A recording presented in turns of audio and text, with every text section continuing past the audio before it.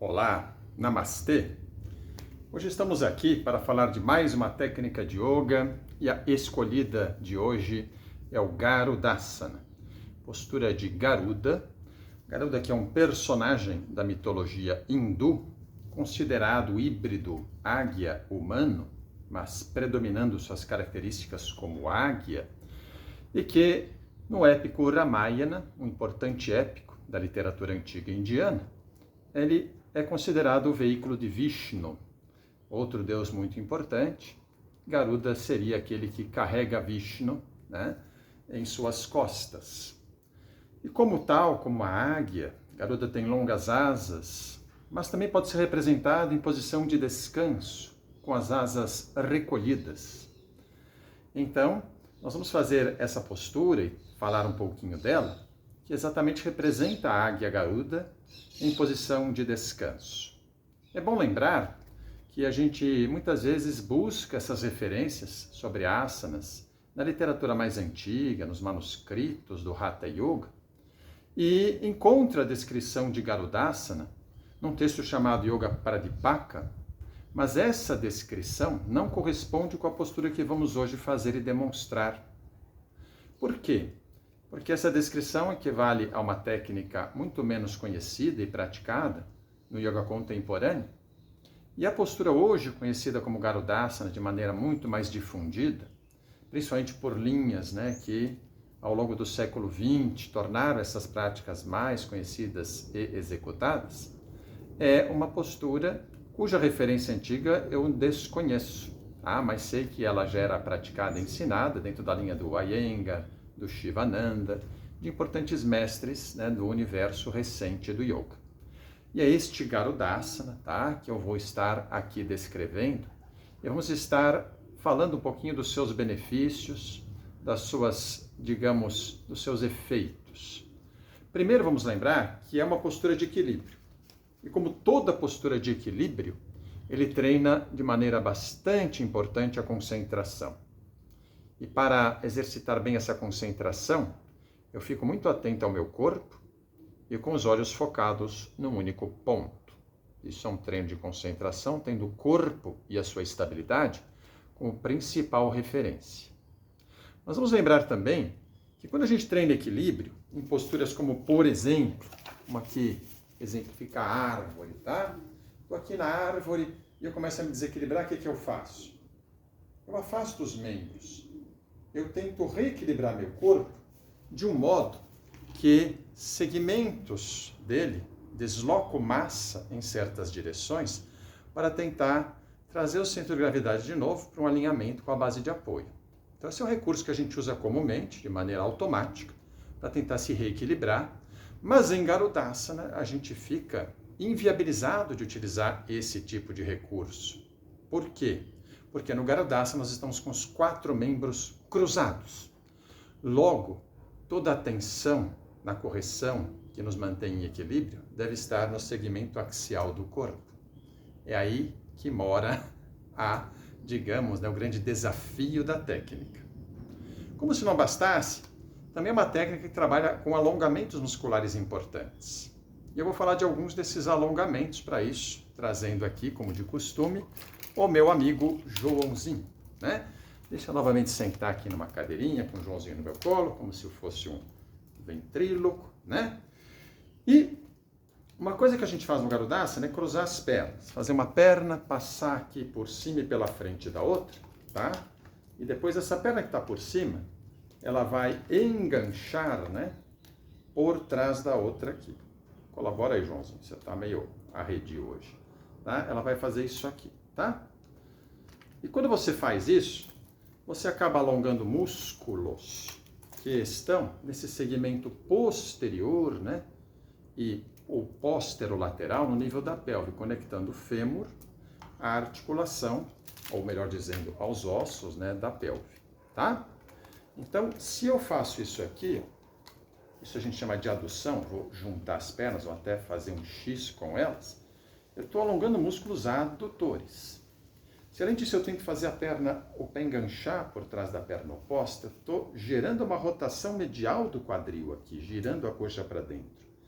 Então, alongo principalmente músculos que têm essa função de abdução, afastar a coxa, e de girá-la para fora, fazendo um movimento contrário, alongo músculos como, por exemplo, o piriforme e alguns segmentos da musculatura glútea, tá?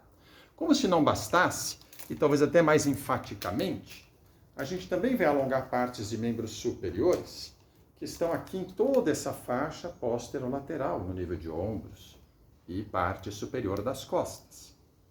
Aqui, por exemplo, você tem músculos que conectam o húmero à escápula, tá? Um exemplo, musculatura deltoide posterior. Então, essa musculatura que está aqui, se eu trago meu braço em adução assim, eu começo a alongá-lo. Mas isso não é suficiente. Para ir mais longe nessa técnica, a gente acaba também abrindo espaço aqui entre as escápulas. E aqui também tem uma musculatura que a gente pode chamar de interescapular, principalmente os músculos romboides, né?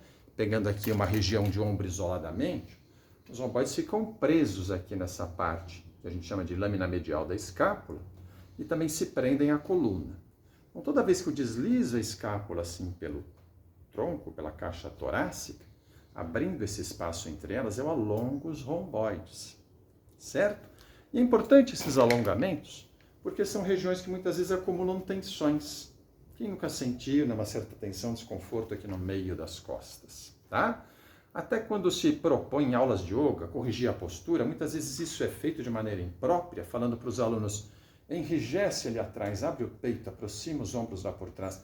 É uma forma de gerar tensões desnecessárias nessa região, já que o alinhamento não necessita desse tipo de correção, tá? A correção deve ser feita com base em outras referências. A ideia de crescer, a ideia de soltar os ombros, abrindo espaços e não fechando espaços com muita rigidez, tá? Bem, dito isto, eu vou demonstrar o Garudasana, certo? E vocês já sabem seus efeitos. Para isso, novamente, libero aqui o espaço. A águia está à vontade no jardim, né? E eu vou começar construindo a posição dos membros superiores. Porque uma vez os membros superiores estando firmes, eu vou depois levar essa atenção e esse procedimento para os inferiores. Vou cruzar os braços bem longe. A ideia é fazer um X assim com os braços e o mais longe que eu puder, tentando me abraçar. Uma vez que eu me abracei, vamos imaginar que meus cotovelos ainda não estejam bem sobrepostos. Fica aqui um espaço. Eu vou começar com as mãos a andar aqui por trás, para tentar melhor sobrepor os cotovelos. Aqui eu já estou alongando bem esse espaço que eu comentei, interescapular, posterior dos ombros. Em seguida, eu vou liberar as mãos. Tem gente que não alcança, não consegue alcançar as mãos aqui. Aí, para tentar alcançar, desfaz o que estava já construído lá embaixo. Não, não faça isso. Se você não consegue unir as mãos aqui, continua se abraçando. Agora, se você conseguir unir as mãos sem desfazer a posição dos braços, um em cima do outro, ótimo. Você une as mãos. Tem formas diferentes de uni-las. Eu estou aqui firmando bem as mãos, prendendo uma com a outra, né? Às vezes as pessoas unem assim, palma com palma, dedos para cima. Fica a seu critério, tá? Agora, a segunda parte da técnica. Eu vou esparramar meu pé direito no chão. Vou levar o peso para o membro inferior direito. Em seguida, eu vou flexionar o joelho direito, mas manter essa perna firme. Vou liberar a esquerda. Se for difícil para mim passar a perna lá ao redor da outra, eu posso também parar aqui numa postura intermediária, um pé em cima do outro. Tá bom, já pode treinar o equilíbrio aqui. Mas quem tem facilidade, tenta colocar a coxa uma em cima da outra, né? A parte posterior de uma coxa acomodada por cima da parte anterior da outra. E aí o pé que está aqui sobrando, o meu pé esquerdo, no caso, ele vai se enganchar lá por trás da perna oposta, se der. Tá? E aqui eu fico na postura da águia.